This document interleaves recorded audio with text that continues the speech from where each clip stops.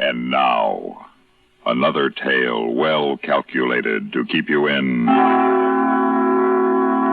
suspense. In a moment, End of the Road. Written for radio by Alan Sloan from a story by Eliezer Lipsky.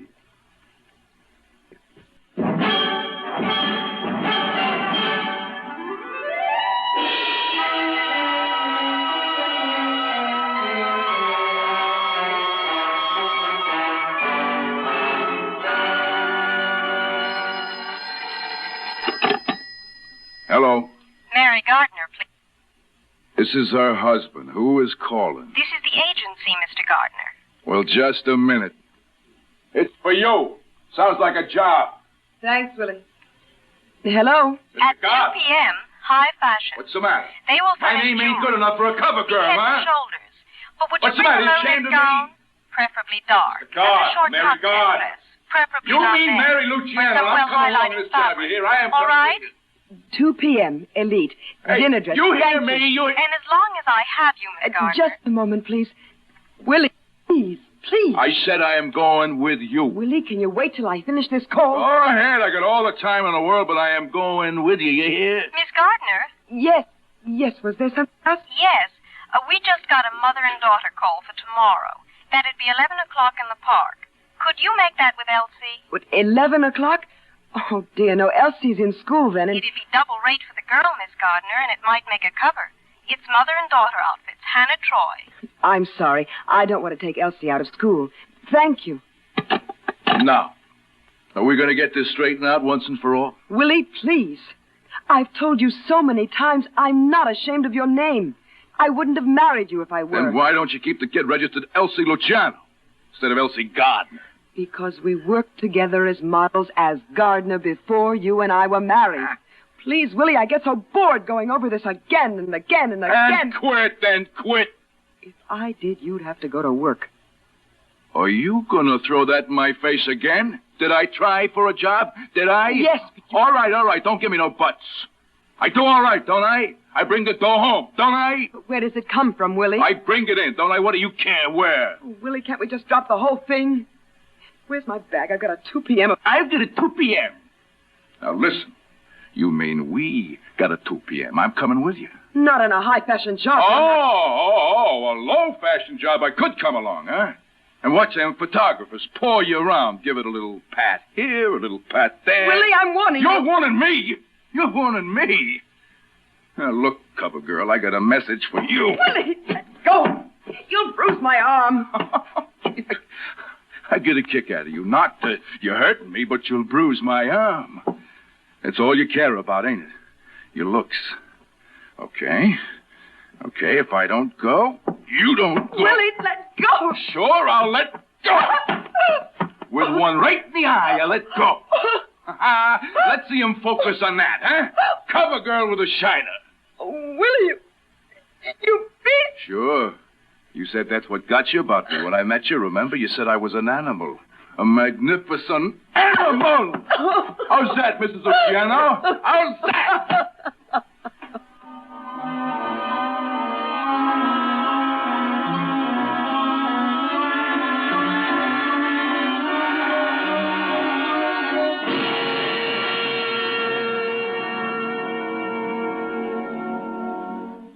In just a moment, we will return for the second act of Suspense.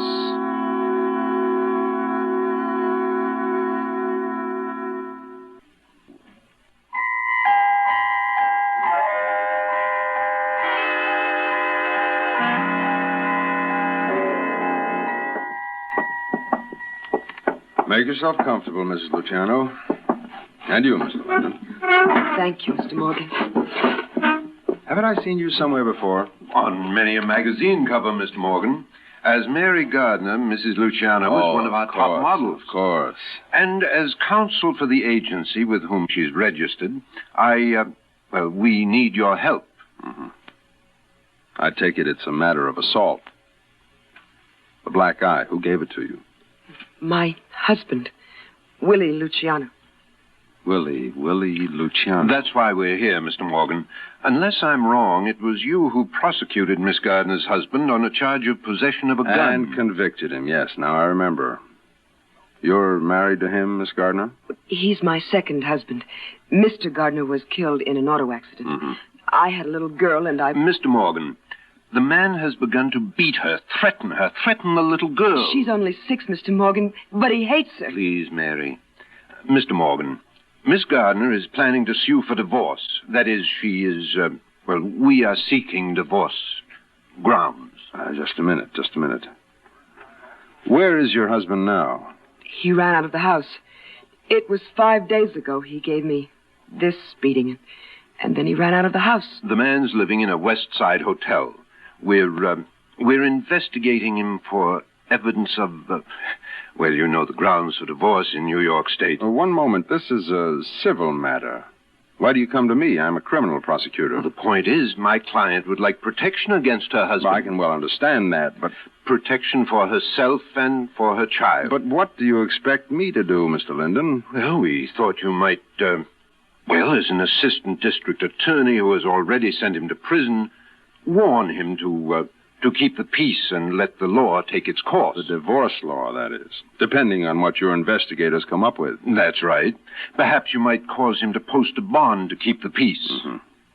Have you told him you're divorcing him, Miss Gardner?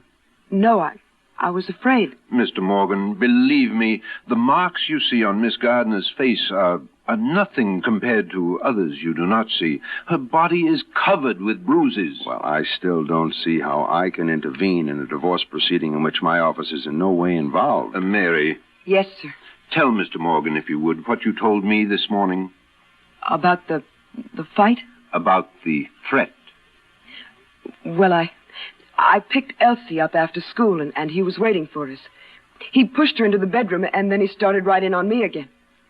I'll show you, he said. I'll show you where to get off. When I get through with you, you'll be a good model for one of those liniment ads, before and after. He threatened you with continued bodily harm? Yes. And said he was walking out on you? Yes. But with an implied threat to return and do further harm.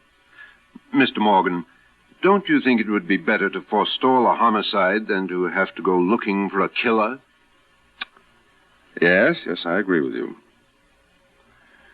Very well. Now, Mr. Linden, I never want to tell a lawyer how to run his case, but pending the results of your own investigations, there is something I can suggest. Yes? That pending evidence of adultery... Now, that's going to be difficult to obtain. This man likes to boast about women, we've discovered, but he has been very circumspect. Meets them only in public places. Well, I can go before a magistrate with you and support an application for a warrant of arrest on the grounds of abandonment. Abandonment? Yes, Mrs. Luciano, abandonment is a crime, a misdemeanor. And if it continues for any length of time, technically, we might be able to prosecute. But... But what? But all he has to do is to give the money for support, and the criminal charge is purged for all practical purposes. That's what these wise guys do when they run out on their family. Send just enough money to pay the gas bill. Well, then what's all this about? Oh, he'll see me in court. It may have a quieting effect. Also, if you'd like to apply for a bond to keep the peace, I'll go along. I'll suggest high bail in view of his criminal background. And your husband will either fail or make bail. Or be sobered by seeing that you have your eye on him. Mr. Linden, Mr. Morgan. Yes, my dear? But what happens if he doesn't make bail? He's committed to the civil prison. For how long? Until he makes bail. Well, I'm no lawyer, but if he's in jail, then how can your investigator obtain evidence against him for the divorce? Obviously, he can't. The main thing is you and your daughter are safe. And if he gets out, on bail, I mean, he'll come after me. Not if he knows the district attorney is interested in the case. Well, we hope. In the meantime, now, this is entirely up to you, Mr. Linden. Your client can sue for a legal separation. It's not much, but it's something. Mr. Linden, honestly, what shall I do? Well, Mary, I'd do as Mr. Morgan says. The main thing is to protect you and Elsie. We can take each thing in its own time. Now, don't you agree? Oh, I guess so. Very well. Mr. Morgan, is there any necessity of Mary's remaining here while we discuss? Not at all. But you'd better be at my office here tomorrow morning at about 9:45. Court opens then, and we'll go right in there and make application for a warrant of arrest. 9:45. All right. Thank you.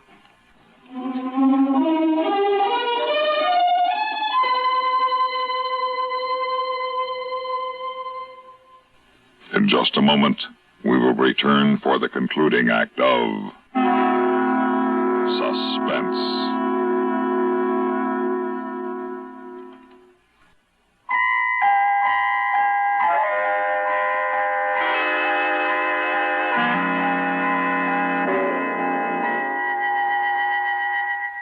Just one question, Mr. Linden. I know.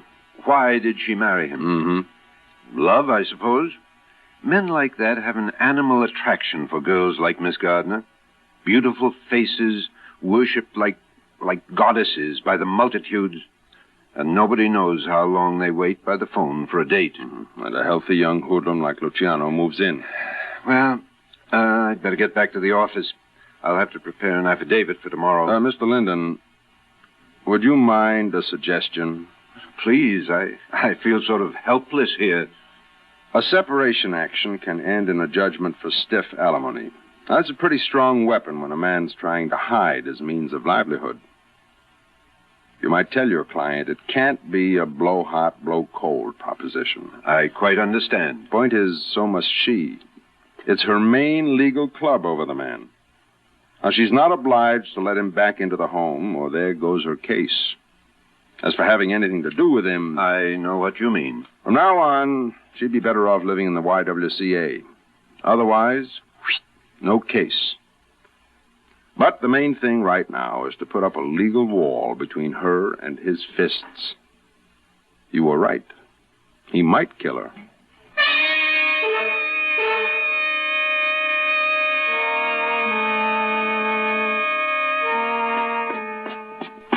I'll tell you something else we're going to do, Elsie. We're going to take a big, long vacation down in Florida, where the sun shines all the time, and we're going to get twin bathing suits, like the ones they took pictures of us wearing. And we'll go fishing and swimming, and we'll get so sunburned they won't have to use makeup on us when we go back to work. And we'll just laze around the sand all day. And we won't have to worry about what we eat. We'll just get fat. Hiya, baby. Willie. Did you miss me? All right, kid, hit the road. Come here.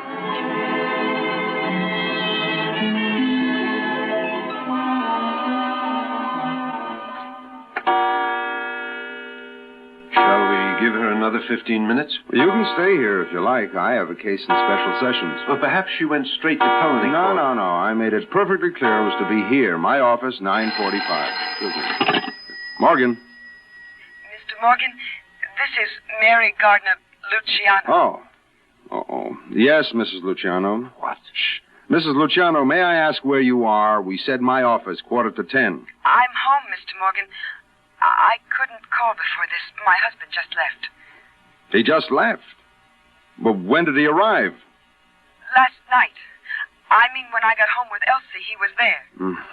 How did he get in? Oh, I don't know. I guess maybe he had a key. But I didn't ask. Mr. Morgan... What did he want? He wanted to talk things over. Oh. Mrs. Luciano, tell me one thing. Was there a reconciliation? Uh-huh. Shouldn't there have been? Mrs. Luciano, that's a question you can't ask your district attorney or your lawyer. Only your own heart. Where is your husband now? Shopping. For groceries. You see, we talked it all over, and we're going to give it another try. Oh, gee is right. Women. What's the story? Same old story. When a lovely woman stoops to folly and finds herself deserted and alone, she smooths her hair with automatic hand and welcomes the prodigal husband right back home. By Morgan, out of Goldsmith, or was it Pope? I can't take as light a view of it as you do, Mr. Morgan. What am I supposed to do? I don't know what went on last night in that happy little love nest, but if the girl wants to be a fool, it's her privilege. But the man's dangerous. The story is this, Mr. Linden. Has it ever occurred to you that some men have only one way of showing their women how much they love them, and that's by beating them up? And another thing, with all due respect to your sagacity, my colleague, how would you feel if Mary Gardner weren't a cover girl, weren't a raving beauty with honey eyes and deep cheekbones? Just an ordinary girl with an ordinary face. Would you think it was so terrible? Oh, I'm thinking of the child. Now, what kind of a woman will she grow up to be, seeing her stepfather beat her mother up time and time again? I'm thinking of the child, and so should you be. I am. But the mother's your client. I intend to keep in touch with Mary. Mm-hmm. I wondered why a corporation lawyer showed such an interest. All right. So you've guessed. It's all right, Linden. I give them 6 months. The question is, in this strange affair of a woman infatuated with an animal-like creature... Yeah. What was the name of the fellow in that play, loved his wife and beat her? Lilliam. Never mind Lilliam. The question is, at the end of 6 months, who is going to come out alive? The lady or the tiger?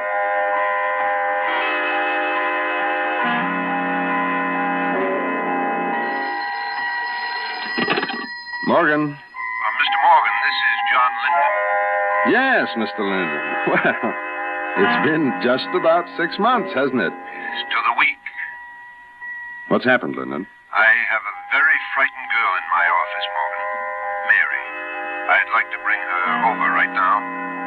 Certainly. What about the daughter? Well, the child is all right. She was at school. My sister is picking her up. But Luciano's on the loose with a gun.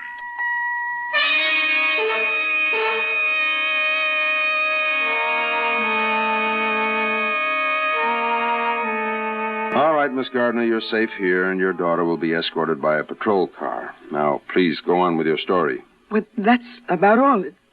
Just that when I found the gun in his pocket and tried to stop him from going out on this job, he called it, he hit me. He hit me and hit like an animal, like a wild animal. You say he threatened to come back, and what was his expression? Take care of me. Mm-hmm. He said he'd take care of me for good. Mr. Morgan, he's insane. Then why did you go back to him? Why did you take him back? Oh, I couldn't... Morgan, spare the girl. No. It's all right now. I'm over it.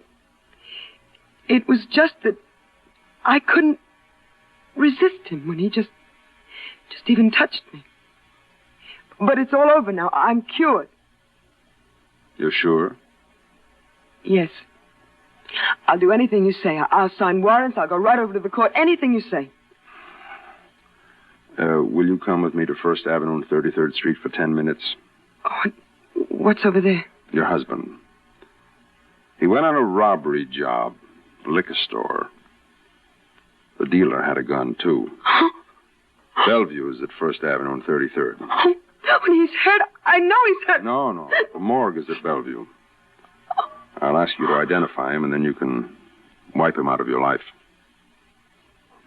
But you don't understand. I hated him. I hated him for what he did to me. But I love him. Oh, Willie. Oh, Willie, what am I going to do without you? You can grow up. You can come to your senses and thank your stars somebody killed him before he killed you. That's what you can do. Oh, Mary, women. Girl, please. Brother Linden, take care of her. We'll skip the identification. I've got his prints on file. Women.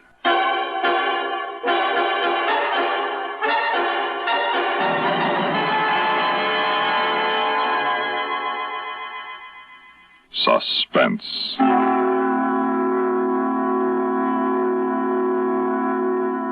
You've been listening to End of the Road, a story by Eliezer Lipsky, written for radio by Alan Sloan.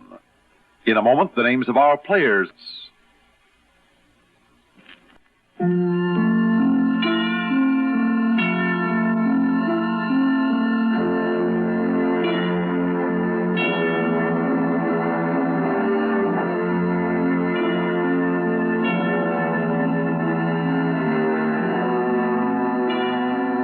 Heard in tonight's story were Bernard Grant as Willie Luciano, Rita Lloyd as Mary Luciano, and Nat Poland as Mr. Morgan. Others in our cast included John Seymour and Rita Sergel. Listen again next week. Another tale well calculated to keep you in suspense. On CBS Radio.